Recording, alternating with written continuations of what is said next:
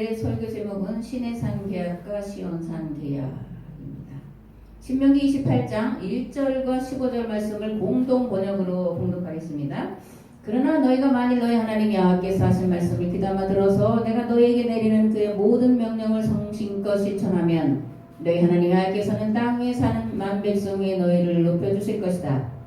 그러나 너희가 너희 하나님 야훼께서 하신 말씀 듣지 않고 내가 오늘 너희에게 지시하는 그의 모든 계명과 규정을 성심껏 실천하지 않는다면 다음과 같은 온갖 저주가 너희를 사로잡을 것이다. 1절에 만일이라는 단서가 붙어 있습니다. 만일 여호와의 말씀을 귀담아 듣고 실천하면 만 백성에 높여줄 것이고 15절에 그러나 만일 듣지 않고 지켜 행하지 않으면 저주가 내릴 것이다 라고 말씀하고 있습니다. 다시 말하면 하나님과 맺은 계약은 조건부 계약이라는 것입니다. 하나님과 인간의 관계를 한 단어로 표현하면 계약입니다. 하나님과 인간과의 관계는 계약 관계다라는 거예요. 그러면 하나님과 인간과의 관계가 계약 관계라는 건 무슨 뜻일까? 진정한 사랑의 관계요, 상호 절대 의존 관계다라는 것입니다. 즉 하나님과 인간과의 관계는 단지 창조주와 피조물, 명령과 복종하는 관계가 아니라 서로 사랑하는 관계다라는 뜻입니다. 아멘. 만약 하나님과 인간의 관계가 창조주와 피조물의 관계라면 인간은 단지 하나님을 위해서 존재해야 합니다. 인간의 목적은 오로지 하나님의 영광을 위한 것이 되고 일방적으로 사랑받을 대상에 불과할 뿐이에요. 그러나 계약관계는 인간이 단지 하나님에게 예속되어 절대 의존하는 관계가 아니고 오로지 하나님과 은혜와 사랑에 감사하는 관계가 아니고 갚을 수 없는 은혜와 은총을 받았기 때문에 하나님의 명령에 무조건 복종하고 따르는 것이 본분이요 의무가 아니라는 거예요. 쌍방이라는 겁니다. 상호 의존 관계라는 거예요. 성도는 하나님의 말씀을 귀 기울여 듣고 그 말씀대로 살아가도록 애쓰고 힘써야 할 줄 믿습니다. 아멘. 그렇다면 우리가 하나님의 말씀을 듣고 따라 행하기를 즐겨해야 하는 이유는 무엇일까? 하나님을 사랑하기 때문에, 하나님의 사랑을 경험했기 때문에, 하나님의 사랑이 너무나 크고 감히 받을 수 없는 것임을 알기 때문인 줄 믿습니다. 그렇죠? 그러므로 하나님의 구속의 은혜와 은총에 감사하여 말씀 듣기를 즐거워하며 행하는 자를 믿는 자, 거듭난 자, 죄사함 받은 자, 구원받은 자라고 부르는 것입니다. 우리가 믿는 하나님은 어떤 분이신가요? 제가 이거 많이 묻는 질문이죠. 내가 믿는 하나님은 어떤 분이신가? 사람을 위해 존재하시는 분이세요. 이것을 이제 부모 자식 관계로 설명하면 부모가 자식을 위해서 존재하는 것이지 자식이 부모를 위해서 존재하는 건 아니라는 거예요. 특별히 어릴 때, 그죠? 자식은 부모의 존속물이 아니고 일방적으로 사랑만 받아야 하는 존재가 아니고 부모의 영광을 위해서 존재하는 것도 아니라는 거예요.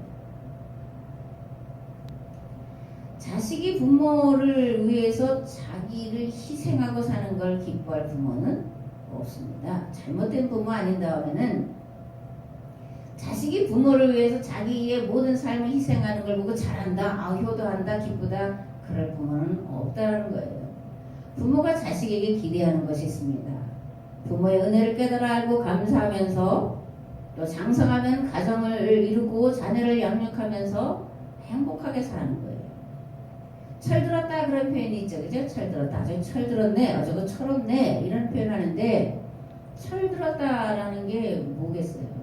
부모의 마음과 뜻을 헤아릴 줄 아는 것이고 사회의 일원으로 책임적인 존재로 당당히 살아가는 것을 철들었다.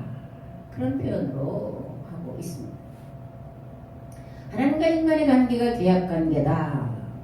이 말은 하나님 인간을 하나님과 동등한 관계, 대화할 수 있는 상대, 맡길 수 있는 관계, 즉 하나님의 아들로 인정하신다는 거예요.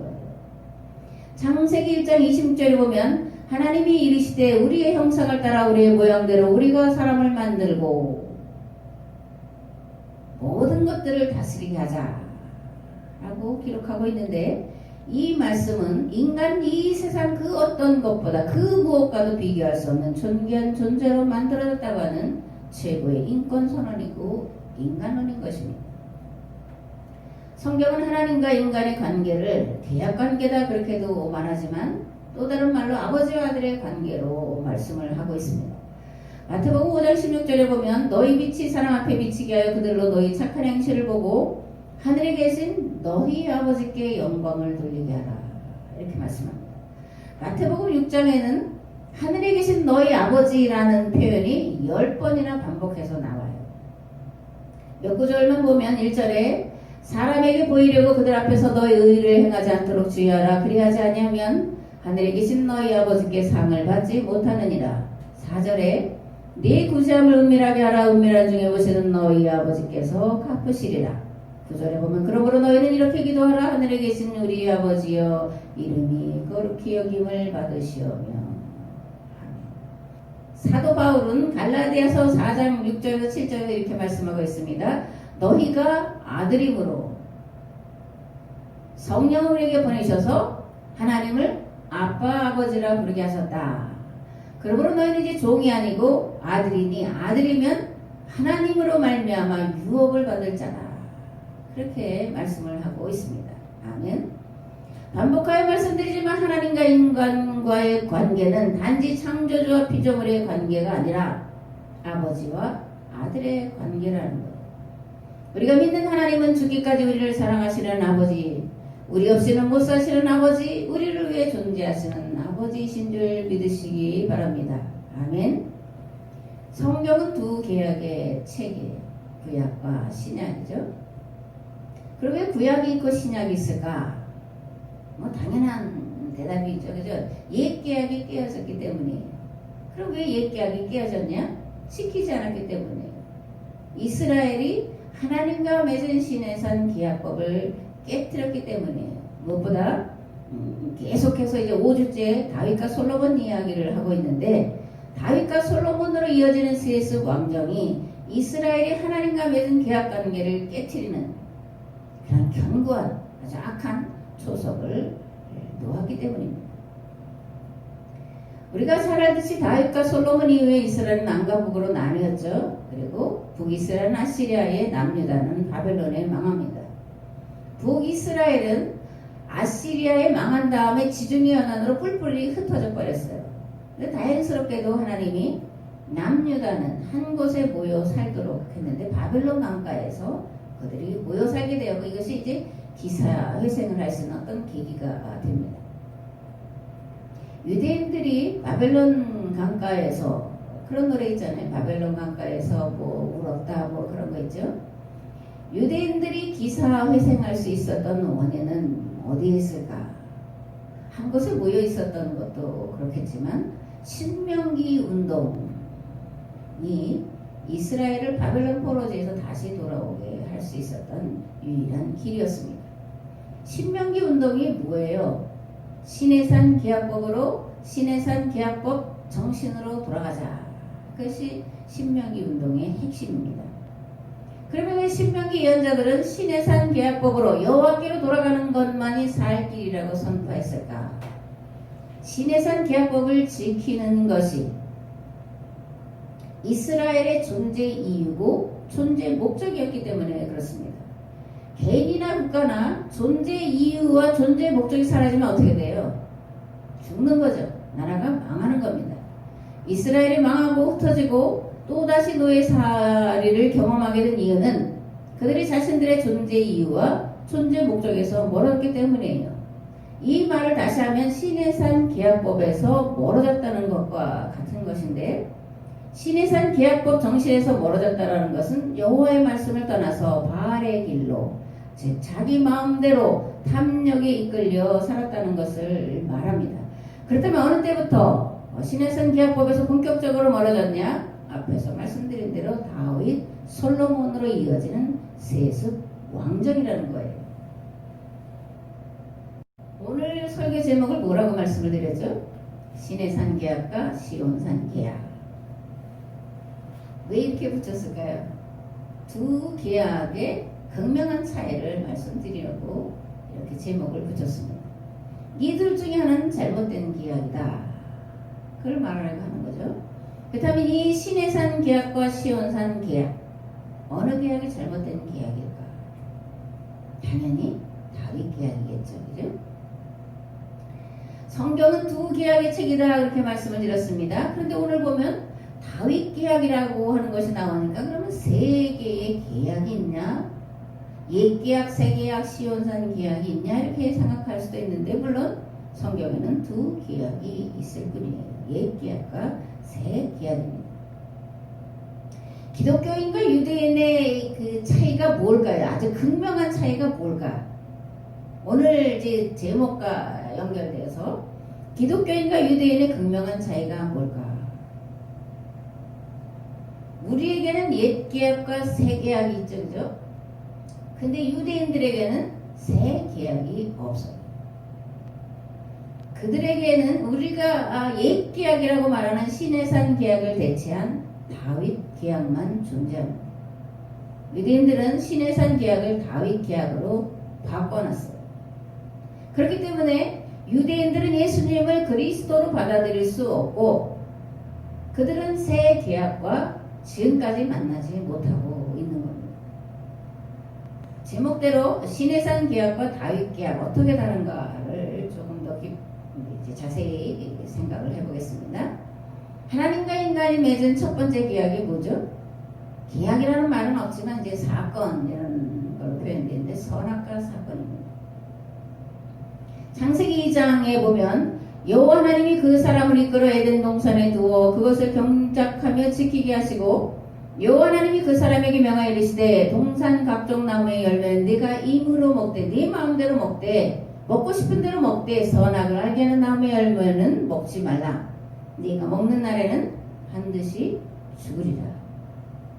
선악과가 뭘까요? 선악과가 뭘까? 하나님과 인류가 맺은 최초의 법이고 최초의 계약이다.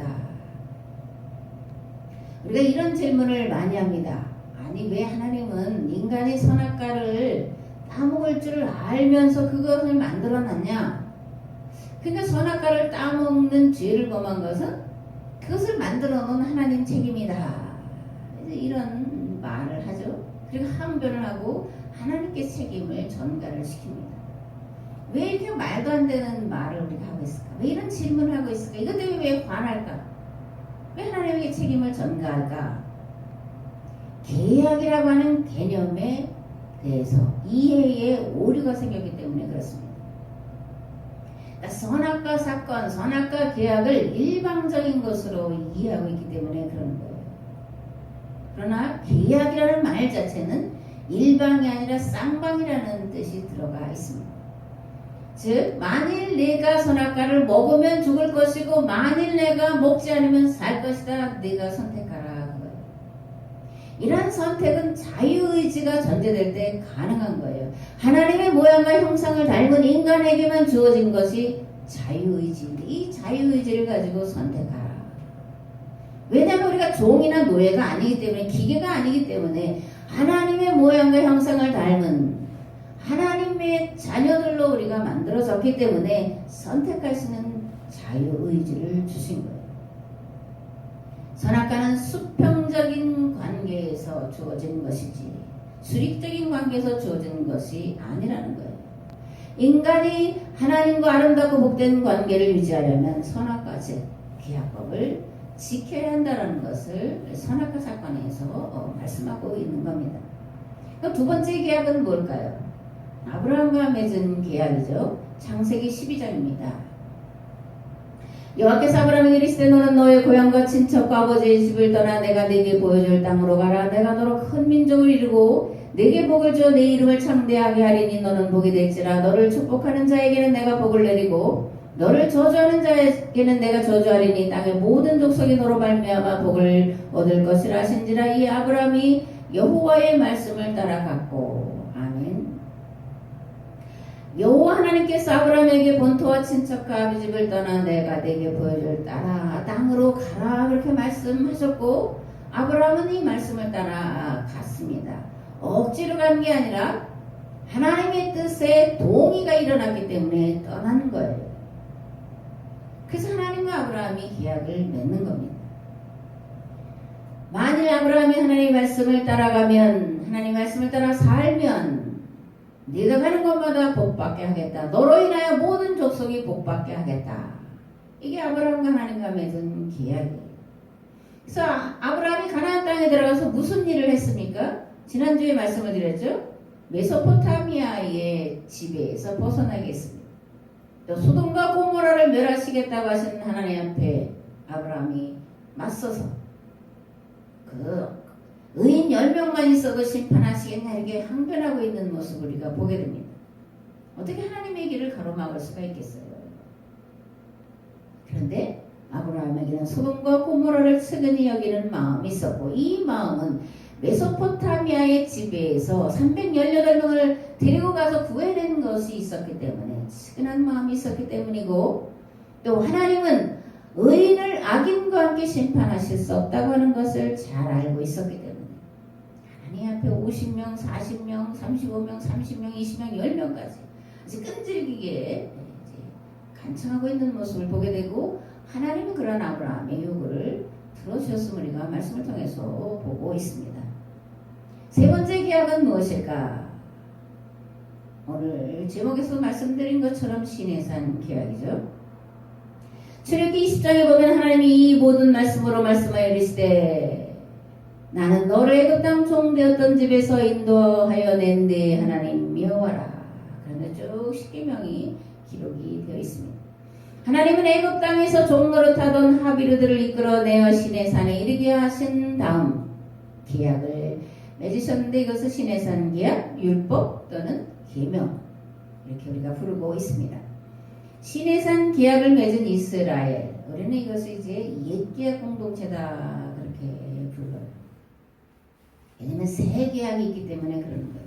옛계약이 깨어지고 새 계약을 맺었기 때문에 먼저 계약을 맺었던 그들을 옛계약 공동체다 그렇게 부르는 겁니다.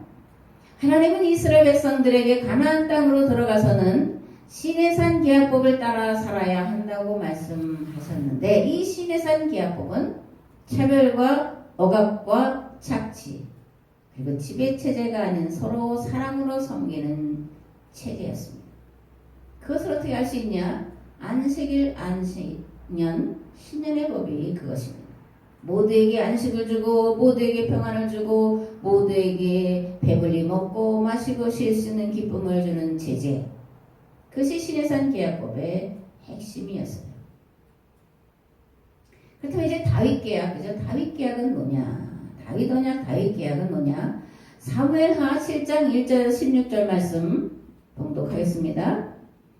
여호와께서 주의 모든 원수를 무찌르사 왕으로 궁에 평안히 살게 하신 때에 왕이 선지자 나단에게 이르되 볼지어다 나는 백향목국에 살거늘 하나님의 괴는 휘장 가운데 있도다. 나단이 왕께 아뢰되 여호와께서 왕과 함께 계시니 마음에 있는 모든 것을 행하소서 하니라. 그 밤에 여호와의 말씀이 나단에게 임하여 이르시되 가서 내 종 다윗에게 말하기를 여호와께서 이와 같이 말씀하시되 네가 나를 위하여 내가 살 집을 건축하겠느냐? 내가 이스라엘 자손을 애굽에서 인도하여 내던 날부터 오늘까지 집에 살지 아니하고 장막과 성막 안에서 다녔나니 이스라엘 자손과 더불어 다니는 모든 곳에서 내가 내 백성 이스라엘을 먹이라고 명령한 이스라엘 어느 지파 가운데 하나에게 내가 말하기를 너희가 어찌하여 나를 위하여 백향목 집을 건축하지 아니하였느냐고 말하였느냐.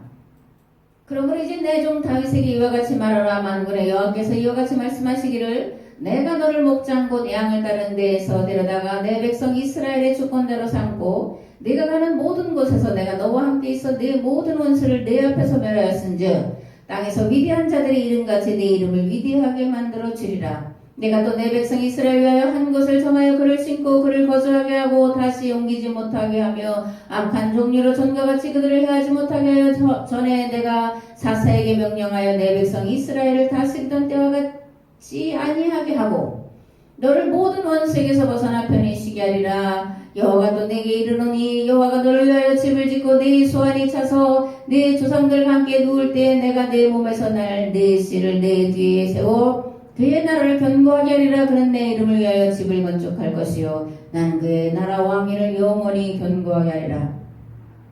나는 그에게 아버지가 되고 그는 내게 아들이 되리니 그가 만일 죄를 범하면 내가 사람의 매와 인생의 채찍으로 징계하려니와 내가 네 앞에서 물러나게 한 사울에게서 내 은총을 빼앗은 것처럼 그에게서 빼앗지는 아니하리라.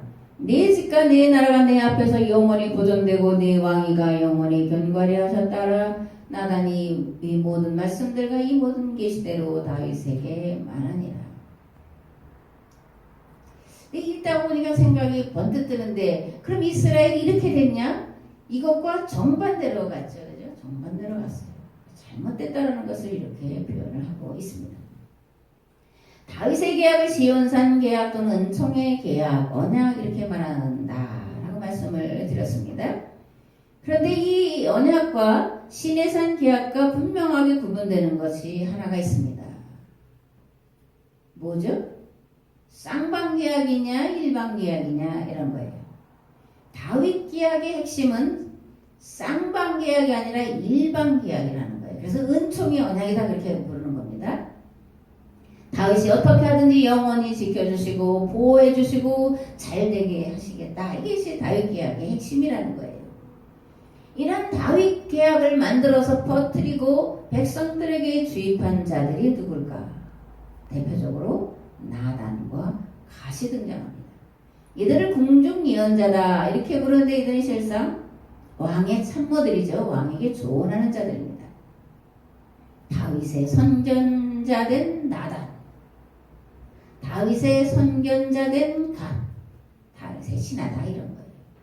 즉 이들은 하나님과 맺은 계약법을 따라 하나님의 뜻을 말하고 가르친 자들이 아니라 신탁이다 하나님께로부터 받았다 그러면서 자신들의 생각과 뜻을 전하는 거예요. 왕의 마음에 맞게, 왕의 비위에 맞게. 본디 하나님의 말씀을 선포하는 자가 누구냐고요? 제사장이죠. 제사장들은 자기의 말을 전하는 게 아니라 또 신탁이라고 특별히 가서 뭘 계시를 받아서 전하는 것이 아니라 뭘 전하는 거예요? 계약법을 전하는 거예요. 계약법을 가르치는 거예요. 계약법 정신대로 살라고 가르치고 훈련시키는 자가 제사장이에요. 다윗이 왕으로 된 다음에 궁중 예언자들이 생겨나요. 그래서 이거에 이제 반대하는 자들이 이제 예언자들이 이제 또 등장을 하는 거죠. 이들은 왕의 참모에 불과했다. 아주 정말 뭐라 그래요? 뭐라고 표현하면 간신 같은 존재. 왕과 나라를 망하게 한 존재. 이렇게 이해해도 별반 틀리지 않다 저는 그렇게 생각합니다. 7장 1절에서 2절을 다시 한번 보면 이렇게 돼 있어요. 다윗이 이제 왕궁을 짓고 이제 잘 먹고 마시고 즐기고 살 때에 나단을 불렀다라는 거예요. 나는 백향목 궁에 이렇게 잘 먹고 잘 살고 있는데 하나님의 귀는 휘장 가운데 있는데 어떻게 하면 좋겠어? 내 마음이 참 불편하고. 그랬더니 뭐라 그래요? 왕의 마음에 있는 것을 다 행하시라. 하나님이 왕과 함께 계시니까. 왕이 지금 뭘 하고 싶으냐? 성전을 짓고 싶지 않냐? 지어라. 이렇게 말합니다. 다윗이 하나님의 전을 짓겠다라고 마음 먹은 것 자체가 잘못이다 그런 말은 아닙니다.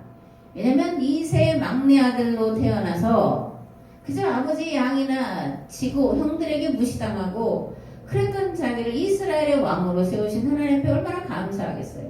그죠? 더군다나 좋은 집에 살면서 잘 먹고 잘 살면서 얼마나 하나님에 대해서 죄송한 마음이 있겠어요. 어떻게 이 은혜를 갚아드릴까 그런 마음 어찌 안 갖겠어요. 그래서 그 인지상정이에요. 그런데 여기에 다윗의 선하지 않은 계획 또한 들어가 있었기 때문이고 나단이 그것을 잘 이제 캐치해서 왕의 마음이 있는 대로 하세요. 성전을 지으세요. 이렇게 했다는 거예요. 그랬더니 그 밤에 하나님께서 나단에게 찾아오셔서 말씀하셨다. 여러분. 가서 내 종 다윗에게 말하라. 네가 나를 위하여 내가 살 집을 건축하겠느냐? 내가 언제 내가 거할 집을 지으라고 한 적이 있더냐? 근데 내가 거할 집을 짓겠다고 하니까 그 마음은 내가 받아주겠다. 그러나 내가 거할 집은 짓지 말아라. 이게 본래의 하나님의 말씀이에요. 근데 그 다음에는 이제 쭉 이어지는 건 하나님이 이렇게 말씀하셨다라고 볼 수도 있지만 나단이 여기다 아주 이제 많은 것을 첨가해서 다윗에게 이제 전해주면서 그게 뭐냐면 다윗과 그 후손이 어떤 잘못을 할지라도 사울에게서 왕위를 빼앗아서 다윗에게 준 것처럼 하지 않겠다는 거예요. 나는 네 아버지가 되겠다. 내 앞에서 네 나라 내 왕위가 영원히 견고하게 하리라. 이렇게 약속하셨다라고 나단이 다윗에게 가서 이제 전하는 거죠. 이 나단이 다윗에게 전하는 것을 이제 다윗 계약, 다윗 언약, 은총의 계약 이렇게 말하는 거예요. 그리고 여기서 만들어진 것이 뭐예요? 왕조 신앙입니다. 다윗 왕조는 영원히 망하지 않으리라. 이게 오늘날까지 유대인을 붙잡고 있는 거예요. 다윗 왕조여 영원하라. 이제 그겁니다. 그렇다면 이제 이 말씀 한번 들어보시라고요. 사무엘상 13장에 이렇게 되어 있습니다. 사무엘이 사울에게 이르되 왕이 망령되이 행하였도다. 왕이 하나님 여호와께서 왕에게 내리신 명령을 지키지 아니하였도다. 그리하였더라면 뭐예요? 왕이 하나님께서 내리신 명령을 지켰더라면 그리하였더라면 여호와께서 이스라엘 위에 왕의 나라를 영원히 세우셨을 것이오늘 지금은 왕의 나라가 길지 못할 것이다. 뭐라는 거예요? 사울 당신이 여호와의 명령을 지키지 않았기 때문에 나라가 길지 못할 것이다. 만일 여호와의 명령을 지켰더라면 이스라엘 위에 왕의 나라를 영원히 세우셨을 것이다 라는 거예요. 만일이 들어갑니다. 그죠? 열왕기상 13장에는 이렇게 되어 있습니다. 내가 너를 취하리니 너는 내 마음에 원하는 대로 다스려 이스라엘 위에 왕이 되되 네가 만일 내가 명령한 모든 일에 순종하고 내 길로 행하며 내 눈에 합당한 일하며 내 종 다윗의 행한 같이 내 율례와 명령을 지키면 내가 너와 함께 있어 내가 다윗을 위하여 세운 것 같이 너를 위하여 견고한 집을 세우고 이스라엘을 내게 주리라. 이게 누구에게 한 것이냐면 느밧의 아들 여로보암. 느밧의 아들 여로보암이 누구예요? 솔로몬이 죽은 다음에 남북으로 나뉘죠. 북 이스라엘 10지파를 다스린 사람이 여로보암이에요.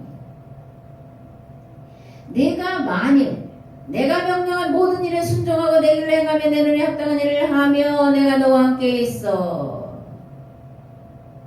내가 다윗을 위하여 세운 것 같이 너를 견고히 하겠다. 이스라엘을 내게 주겠다. 이렇게 말씀하는 거예요.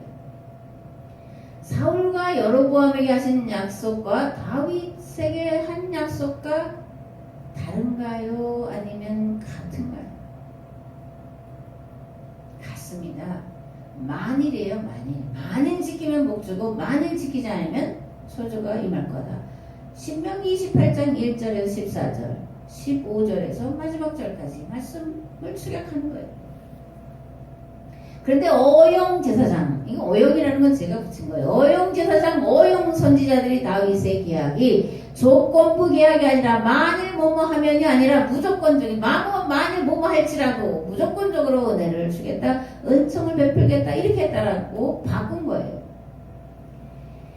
존 디 레벤슨이라고 하는 하버드대 교수가 쓴 신의 산과 시온 사연이라는 책, 제가 여러 번 소개했죠.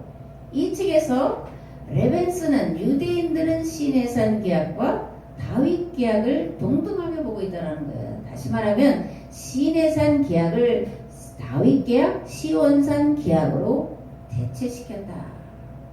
그렇게 기록을 하고 있습니다. 앞에서 말씀드린 대로 성경에 나오는 계약은 일방 계약이 아니라 쌍방 계약이다. 이렇게 말씀을 드렸습니다. 일방적으로 계약을 맺으신 건 하나님과 자연과 맺은 계약이에요. 그래서 자연 만물들은 하나님이 만드신 법과 원리대로 살아갈 뿐이에요. 그들이 어떤 선택할 자유의지가 있는 게 아니에요. 만약 하나님과 우리가 계약을 맺었는데 일방적인 계약이다, 무조건적인 은총의 계약이다 그러면 하나님이 우리를 하나님과 동등한 자로 하나님의 자녀로 인정하지 않으신다라는 것과 같은 거예요. 짐승과 같이 우리를 대하신다라는 것과 같다는 겁니다. 자유의지니 선택이니 복이니 심판이니 말은 우리에게 해당될 수가 없는 말이에요. 완전하신 하나님의 모양과 형상을 따라 지음받은 존재요 하나님을 아빠, 아버지라 부르시는 존재 자체가 되지 못한다는 거예요. 자연이 동식물이 하나님을 아빠라고 부르지 않습니다. 인간만 하나님을 아빠라고 불러요. 인간에게만 자유의지가 있어야 하나님 인간과만 쌍방계약을 맺으신 거예요. 이거야말로 은총의 계약이에요. 이거야말로 은혜의 계약이에요. 하나님 우리가 인격신이다 그렇게 말합니다. 하나님과 인간과의 하나님과 나의 관계 인격적인 관계다 그렇게 말합니다. 무슨 뜻이에요? 선택할 수 있는 자유의지가 주어졌다는 것이요 거기에 따른 책임 또한 주어졌다는 것을 말합니다. 그렇기 때문에 성경에 나오는 모든 계약은 조건부 계약이에요. 영어로 하면 if절이다 그렇게 말해요. if 만일 뭐뭐 하면 뭐뭐 할 것이요 if 만일 뭐뭐 하지 않으면 뭐뭐하지 않을 거다 이런 거예요. 다윗에게 주어진 이 나단의 신탁을 영원한 은총의 언약이다 라고 말하는 것은 그러므로 허구에 불과한 거예요. 거짓이. 이스라엘에게 다윗의 가문에 영원한 왕위를 허락하시겠다고 하신 그 약속의 말씀은 거짓입니다. 솔로몬 사후에 이스라엘이 남과 북으로 나뉘어졌고 각각 주변 나라에 의해서 멸망당했다는 것이 다윗의 언약, 다윗의 계약, 은총의 계약의 허구라는 것을 역사가 증명하는 거예요. 오늘날 현직 검찰총장도 살아있는 권력에 충성하지 않고 헌법에 충성한다 그렇게 말하는데 하물며 하나님의 이름을 선포하는 제사장이나 선지자라고 하면서 목사라고 하면서 계약법 정신에 충실하게 말씀을 선포하지 않고 한낱 왕의 비유를 마치기 위해 한낱이라는 표현을 성도에게 적용할 수는 없죠. 성도의 비유를 마치기 위해 성도의 요구를 위해 하나님의 이름을 빙자하여 말한다면 있을 수 없는 일, 용서받을 수 없는 죄가 되는 것입니다. 오늘 우리의 구속사 신학을 여기 한번 비춰보자고요. 은총의 계약이에요. 우리가 믿는 이 구속사 신학에서 구원론은 예수님의 입으로 주라고 시인만 하면 구원을 이미 받았다 그렇게 가르치고 있는 것이 오늘 기독교의 구원론이에요. 이게 뭐 다윗의 은총의 언약과 뭐가 다르겠어요? 제가 계속해서 말씀드립니다. 우리는 유대인보다 더 유대인스럽다. 이거 빨리 벗어내야 된다. 복음서에서 예수님은 구원 또는 영생을 얻으려면 어떻게 해야 된다고 말씀하셨냐고요. 어떤 사람이 주께 와서 이르되 선생님이여 내가 무슨 선한 일을 하여야 영생을 얻으리까. 예수께서 말씀하시되 네가 생명에 들어가려면 계명들을 지켜라. 이르되 어느 계명이 오니까 예수께서 이르시되 살인하지 말라, 간음하지 말라, 도둑질하지 말라, 거짓 증언하지 말라, 네 부모를 공경하라, 네 이웃을 네 자신과 같이 사랑하라 하신 것이니라. 새 계명을 너에게 주노니 서로 사랑하라. 내가 너희를 사랑한 것처럼 서로 사랑하라. 예수님의 말씀을 들어야 되는 게 맞잖아요. 그죠? 그분을 하나님 우리가 믿고 있다면, 고백하고 있다면 예수님이 복음서에서 어떻게 영생을 얻냐? 계명을 지켜라 하는 말씀 우리가 들어야 되잖아요. 따라야 되잖아요. 입으로 시인한다고 말을 문자대로만 생각해서 그냥 입으로 주여 주여 하면, 그래서 마태복음에 또 뭐라고 돼 있어요? 입으로 주여 주여 하는 자마다 다 천국에 들어갈 것이 아니요 다만 아버지의 뜻대로 행하는 자라야. 십계명을, 신의 산 계약을, 다시 말하는 새 계명을, 복음을, 십자가의 길을 믿고 따라서 행할 때 구원이 주어진다는 거 아니에요? 구원 또는 영생은 어떻게 받습니까? 계명을 지켜야 받습니다. 아멘. 이 계명, 이 계약, 이건 쌍방이에요. 쌍방이 지켜야 됩니다. 하나님은 안 지키고 인간만 지켜야 된다. 또는 인간 안 지키고 하나님만 지켜야 된다. 이건 잘못되는 거예요. 종교 사기극이 되는 거예요. 거짓말이 되는 겁니다. 계약, 두 계약의 책, 구약과 신약, 하나님이 인간을 하나님과 동등한 존재로 인정하셔서 맺으신 계약이다. 그러므로 쌍방이 지켜야 된다. 하나님은 신실하셔서 그 계약을 지키고 계시는데 인간만이, 특별히 모든 인간이 아니라 예수님을 하나님으로 주로 고백하는 교회가, 성도가 지키지 않고 있다는 것이 문제고 두려운 심판이 우리 앞에 있다는 거예요. 두렵고 떨리는 마음으로 우리는 구원을 이루어가야 됩니다. 이미 얻었다 함도 아니에요. 이루었다 함도 아니에요. 뭐예요? 달려가는 거예요. 결승전을 향하여 달려가는 겁니다. 하나님과 맺은 계약, 즉 계명을 지키셔서 온전한 구원을 이뤄가시는 복된 성도 되시기를 우리 주 예수 그리스도의 이름으로 축복합니다. 아멘. 이제는 길과 진리의 생명 되신 예수 그리스도의 은혜와 아버지 하나님의 무한하시고 극진하신 사랑하심과 성령님의 감화, 감동, 교통, 역사하심, 하나님이 감히 우리를 하나님과 계약을 맺을 동등한 자로 아들로 삼아주신 은혜에 감사하며 돌아가는 우리의 삶의 자리 위에, 이 교회 위에, 이 나라, 이 민족 위에 이제부터 영원토록 함께 하옵시기를 간절히 축원하옵나이다. 아멘.